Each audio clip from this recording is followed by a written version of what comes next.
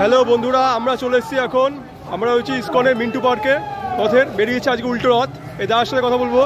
দাদা, আজ রথটা কখন বেরালো এখান থেকে?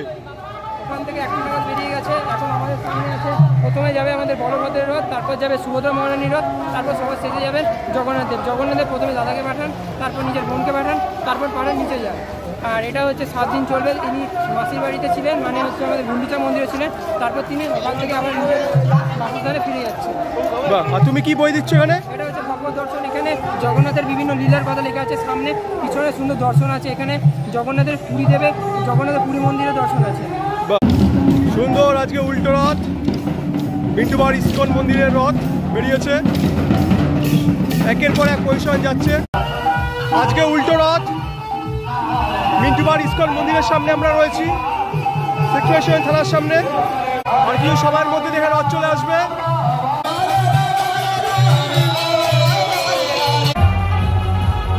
উল্টো রথে রথ যাচ্ছে, কৃষ্ণ বসে আছে এখানে।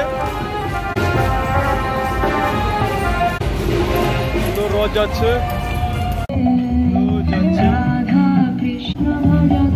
সবাই সেজে বুঝে যাচ্ছে এখান থেকে।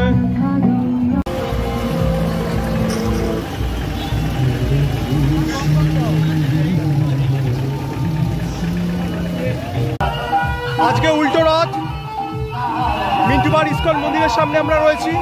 আর কিছু সবার মধ্যে দেখে রথ চলে আসবে।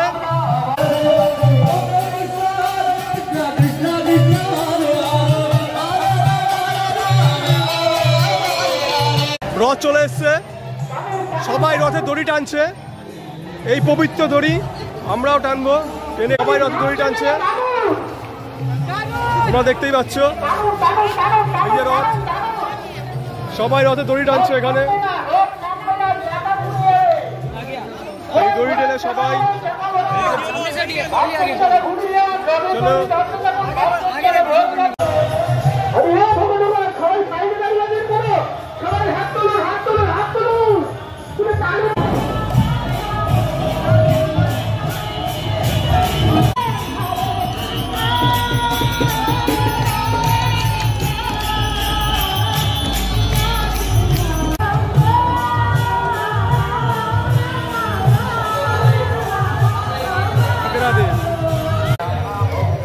জগন্নাথ বলরাম চলে গেছে, এবার আমাদের সুভদ্রা আসছে।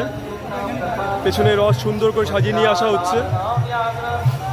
তোমরা দেখতে পাচ্ছ সবাই রথের দড়ি টানছে। এই পবিত্র দড়ি যেটাকে টানলে মনের সব ইচ্ছা পূরণ হয়। সবাই সেই রথের পবিত্র দড়ি টানছে।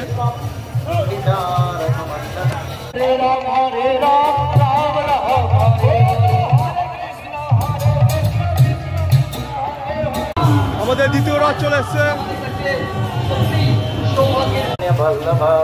হরে কৃষ্ণ কৃষ্ণ কৃষ্ণ হরে হরে, হরে রাম রাম রাম হরে হরে।